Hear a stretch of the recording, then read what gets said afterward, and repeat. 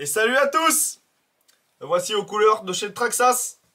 J'ai mis la banderole dans l'atelier et tout ça pour vous présenter le dernier, le Sledge, un joli Truggy au 1/8e qui m'a gentiment été prêté par Model Pro pour que je puisse vous faire un unboxing et vous le présenter.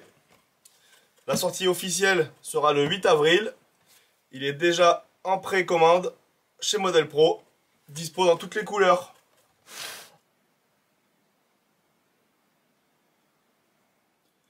Le moment que j'adore.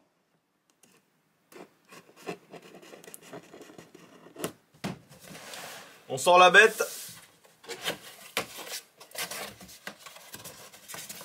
On tombe sur la télécommande. Une TQI des plus classiques avec l'option Link où on peut la connecter au téléphone en Bluetooth. C'est un petit module qu'on vient juste mettre au dos de la télécommande.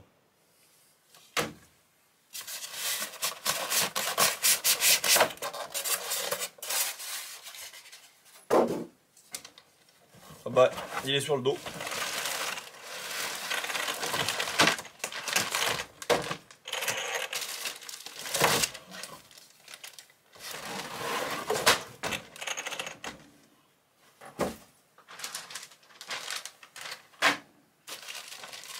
Et le voici. On a un nouveau système de fixation de carrosserie avec des clips à l'arrière et un crochet à l'avant.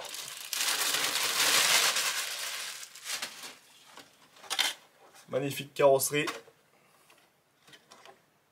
Je trouve que le verre est vraiment sympa.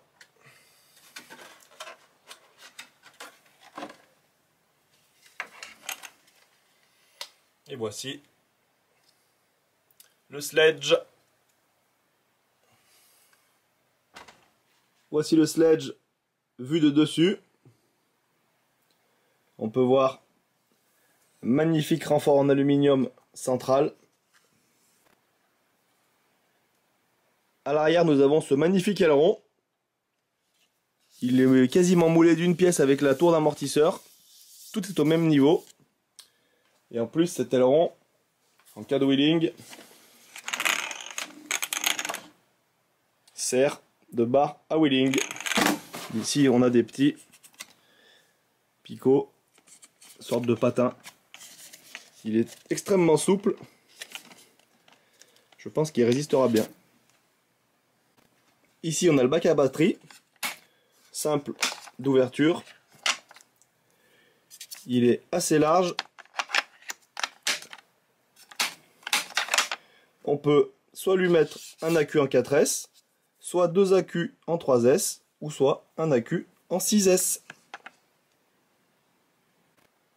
Pour le test, je roulerai avec un Gens Ace en 8000 mAh, 80C, en 4S. Il rentre parfaitement dans l'emplacement à batterie. On dirait qu'il est prévu pour.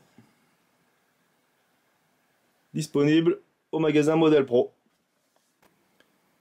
Alors la particularité de ce Sledge consiste à avoir un châssis en aluminium, ce qu'on trouvait exclusivement sur les véhicules thermiques chez Traxxas. C'est le premier véhicule électrique qui comporte un châssis alu.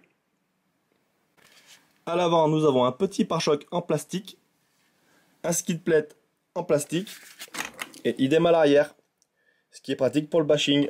C'est des pièces qui s'usent et qui se remplacent facilement. Les triangles avant et arrière ont l'air symétriques et comportent un renfort qu'on peut voir ici. Le renfort est là. Sur les triangles arrière, nous avons des mudguards qui permet d'éviter les projections de terre sur les cardans, comme sur les TT 1/8e. Au niveau des cardans centraux, on a des soufflets pour éviter à la saleté de s'emmagasiner et éviter une usure prématurée. Et idem à l'avant, qu'on voit ici.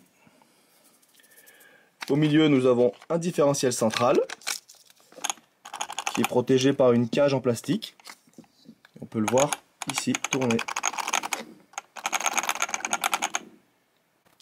Ici, nous avons le moteur brushless de 2000 kV avec son support moteur sur lequel, en option, on peut rajouter un ventilateur. Ici, nous avons le contrôleur VXL 6S, le boîtier récepteur. Les amortisseurs ressemblent fortement à ceux du Max. Ils ont une très bonne course.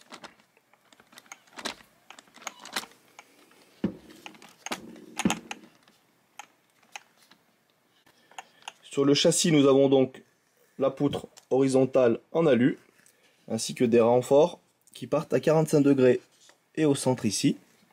Pareil à l'avant. Et à l'arrière, nous avons encore deux bras supplémentaires qui viennent se mettre sur le châssis.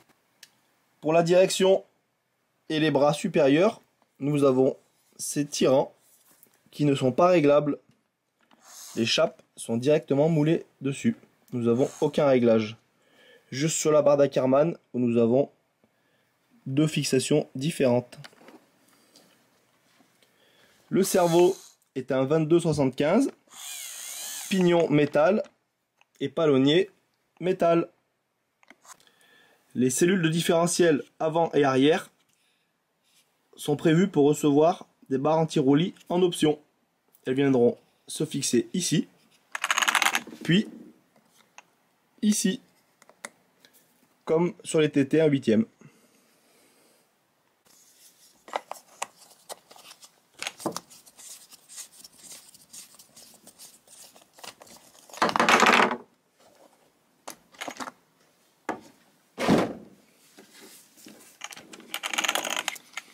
Là, vous pouvez voir les fusées et porte-fusées. Ça ressemble un peu à ceux du Max. Le montage me semble costaud. Nous avons les cardans en acier, les noix de cardan en acier qui sont de bonne section. Quand on lui enlève les roues, on dirait vraiment un Truggy comme il y a quelques années. Une quinzaine d'années, on faisait des compétitions où on modifiait les TT avec des triangles larges et des roues de Monster Truck. Là, on se retrouve vraiment avec le même genre d'engin. Il me tarde de le tester en bashing. Je pense que ça va être vraiment sympa. Il a un poids qui est assez réduit. Il a vraiment massif. Je pense que ça va envoyer fort. Les pneus ont l'air vraiment bien. C'est les nouveaux, les Sledgehammer. Ils ont l'air assez rigides. Apparemment, ça centrifuge quand même quand on envoie en 6S. On verra lors du test. Pour en revenir à la carrosserie, on se retrouve avec une carrosserie sans clips. Ce qui se fait maintenant chez Traxxas. Avec un super système de crochets à l'avant, qu'on peut voir ici. Et à l'arrière, on se retrouve avec deux clips, un peu comme le Bronco 2021 sur le dernier TRX4. À l'inverse de ce qui peut se faire sur le X-Max, on vient mettre la carrosserie par l'avant, on la recule, comme ça. Le crochet se met en place. Et après, il nous reste juste à appuyer. Et là, la carrosserie tient. Pour l'enlever, rien de plus simple. On défait les deux petits crochets. On la lève, on la pousse à l'avant. Ce système est vraiment pratique. À l'intérieur, on a un genre d'arceau. On voit les deux petites barres ici qui viennent appuyer sur le renfort central en cas d'écrasement. Sur le dessus de la carrosserie, on a aussi deux renforts en plastique dur. Les mêmes ici qui viennent prendre les clips. Deux à l'avant, pareil pour tenir la carrosserie, et deux sur le capot. Pour ce qui est des pare-chocs, à l'avant on peut voir que le pare-choc passe juste derrière la carrosserie. En cas de choc, c'est celle-ci qui va ramasser en premier. Vu les gros pneus qu'il a et vu ce pourquoi il est prévu, je me fais pas trop de soucis. La carrosserie est assez souple.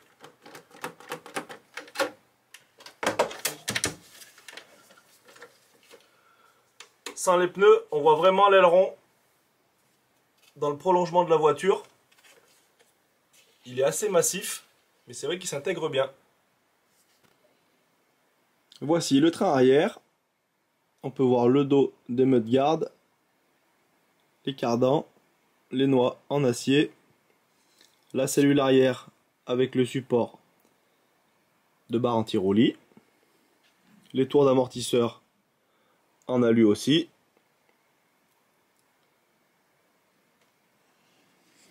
Les biellettes arrière ne sont toujours pas réglables non plus. Et on comporte 3 crans de réglage sur les fusées. La tour d'amortisseur avant est également en aluminium.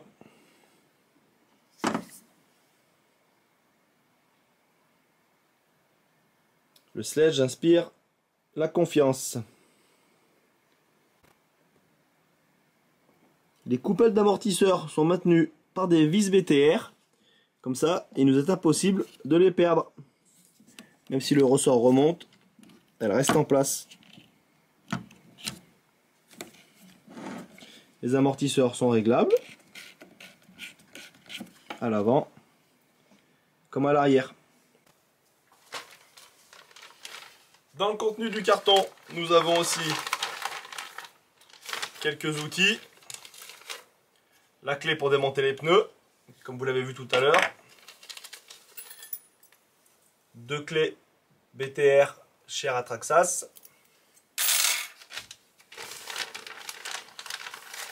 Nous avons quelques stickers.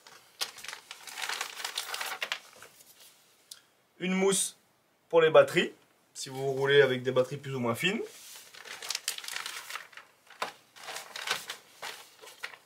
Nous avons un petit fascicule sur le Sledge. Quelques préconisations, les réglages, la mise en place de la carrosserie. La carte pour l'enregistrement de la garantie en cas de souci. Quelques stickers. Et les vues éclatées avec les références des pièces. Nous avons aussi un petit pont que nous allons insérer sur les branchements du contrôleur. Si on roule uniquement avec une batterie 6S ou 4S, on va le brancher directement sur une fiche. Et si on roule avec 2 batteries de 3S ou 2 batteries de 2S, on enlève le pont et on vient connecter nos 2 batteries. Et voilà, cette courte présentation est terminée. Il me tarde d'aller l'essayer. Je vais charger ma batterie et dès qu'il fait beau, direction le skatepark. Je vous montrerai tout ça dans une prochaine vidéo. Je remercie énormément le magasin Model Pro à Crolles pour m'avoir permis de faire cet unboxing avec ce magnifique Sledge. Vous pouvez me suivre sur TikTok. On est bientôt 100 000. Là, on est à peu près à 92 000 abonnés. Je vous remercie beaucoup. Présent aussi sur Facebook et sur Instagram. Et à bientôt pour de nouvelles aventures.